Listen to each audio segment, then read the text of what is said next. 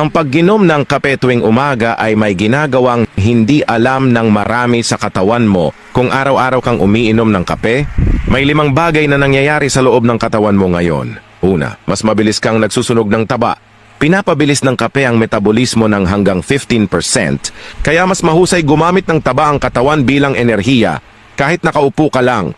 Ikalawa, mas tumatalas ang isipan. Ayon sa mga pag-aaral, pinapabuti ng kape ang memorya, focus at reaction time para itong pag-upgrade ng bilis ng pag-iisip tuwing umaga. Ikatlo, nilalabanan ang pagtanda mula sa loob. Pinapataas ng kape ang daloy ng dugo sa balat na nakakatulong maiwasan ang wrinkles at age spots. Kaya ito'y sangkap sa maraming mamahaling skincare products. Ikapat, natural na pampawala ng sakit. May sakit ng ulo? Yung kape ay maaaring makatulong magbawas ng sakit, minsan mas epektibo pa kaysa ilang over-the-counter na gamot. Binabara ng caffeine ang pain signals papunta sa utak. Ikalima, proteksyon laban sa ilang uri ng cancer.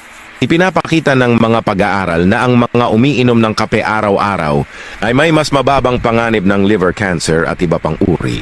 Ang antioxidants ng kape ay aktibong lumalaban sa sakit.